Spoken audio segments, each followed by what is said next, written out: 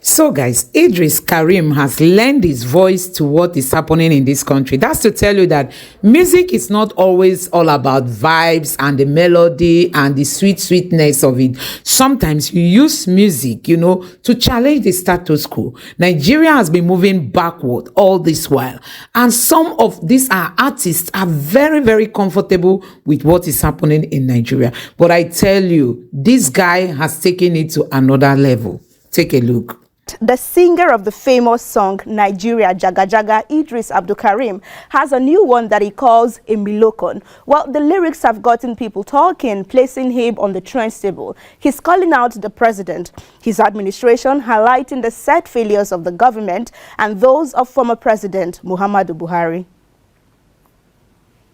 Bars are screaming, Hausas are crying, Igbo brothers are saying, don't blame them, Igbos are being discriminated. Even food don't turn to gold in Nigeria. See, as Naira, they fall against dollar.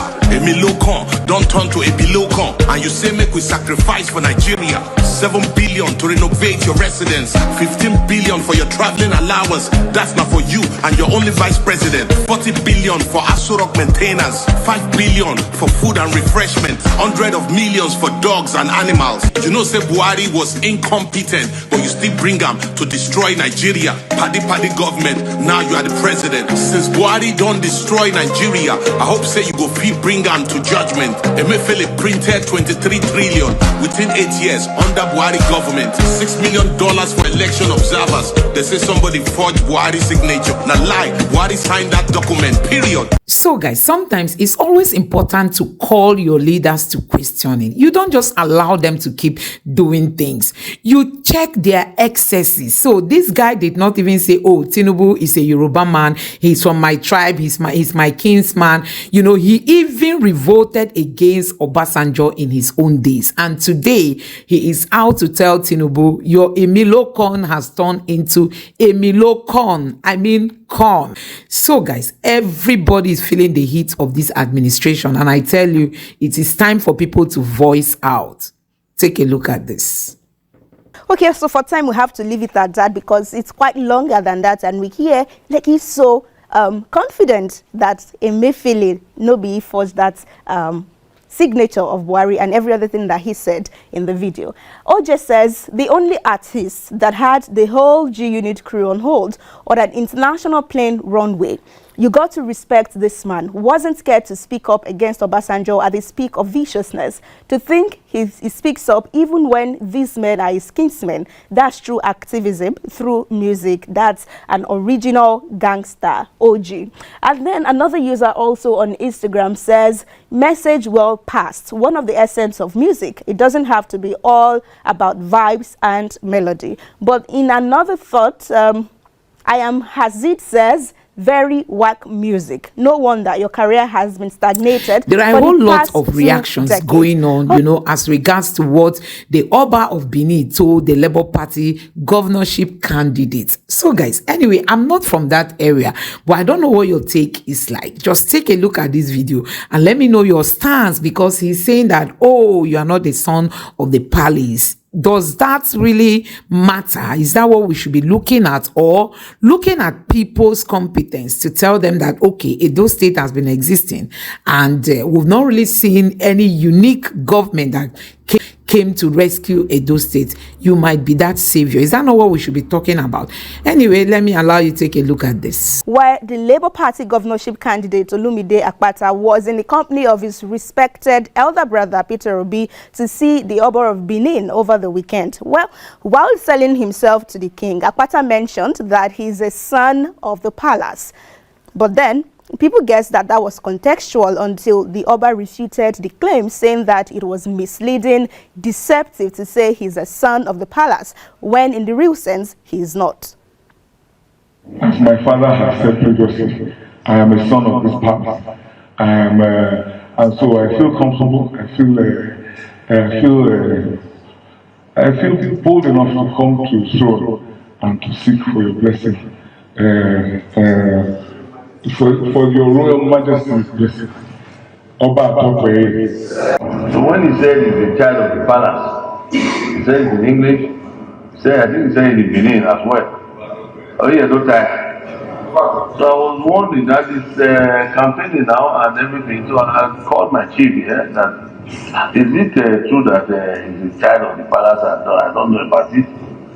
That's why I asked you to first. Okay, so let's see some thoughts to this. Lucas says, must Oba say that Akpata is not the son of the palace? Oba is generally regarded as the father of everyone, which equally means that everyone of his subject is automatically from the palace. Please, this correction isn't fatherly at all. And then in more reactions also on X, another user, Amar, says the clarification by the Oba of Benin by the Benin monarch was actually meant to dispel any rumor of being the candidate of the palace and not to humiliate Akpata in view of the current level of high tension politicking in Edo State. And also on that, which will be final, this user Ugo says, very unnecessary and irrelevant clarification. The Oba has his motive and the message is clear. Wanting to be politically correct shouldn't be one of the attributes of an Oba. Many also continue to make cases for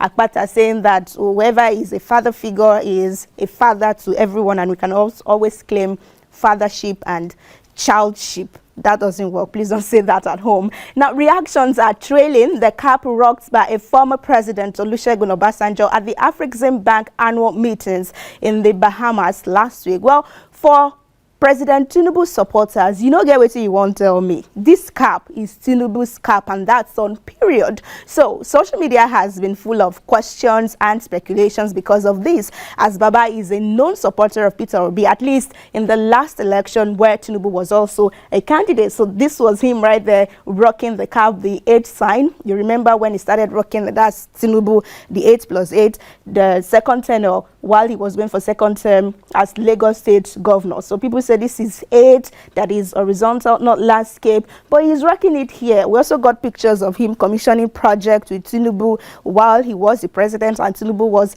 a governor.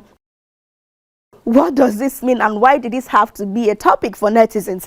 Let's see. Reno Omokri actually started all of this, and he says it was an interesting realignment. He says, former president Obasanjo wears Tinubu's branded cap. I thought he was supporting Peter Obi. Interesting realignment. And also, Chinedu says, OBJ just supported Obi to make sure Atiku didn't win 2023 presidential election. I said it then, and that's why I was not caught in that movement. More reactions to this story. Kelechi says, is it not the same OBJ that went to Okadibo's house to eat pounded yam in the night, but impeached him as Senate president the next morning? Wearing Tinubu's cap changes nothing. But then taking us back in time is Emeritus, who says, well, attaching these pictures that you could see, says, well, the signature doesn't belong to President Bola Ahmed Tinubu. Better said, adopted. It's been in the existence for centuries, used within some certain people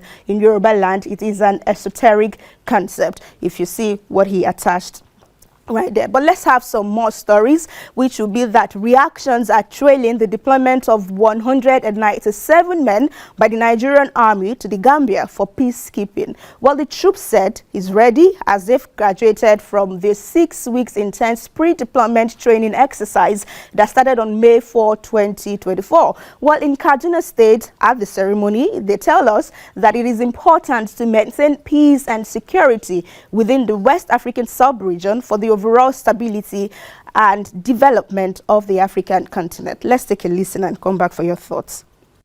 Your mission comes at a critical time as the Gambia faces a period of uncertainty and instability. The country's political crisis has affected the lives of many innocent civilians, and your presence will sustain the existing peace and stability to the region. Your role is critical and crucial in maintaining peace, protecting lives, and promoting sustainable development.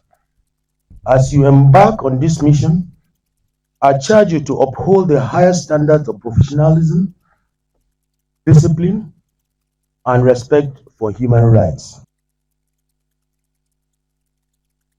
Okay, so Damisi says, Nigeria, where they struggle with peace, still they give away still they do give away with peace. And then in more reactions to that, another user also on X was reacting to this one, where he says that proof they know those responsible for the insurgency in the north and do not want to offend the powers responsible. Because how aren't you able to remove the log of wood in your eyes but want to remove the speck in someone else's? And final reaction to this is coming from February 7, 1965. I wonder what username that was.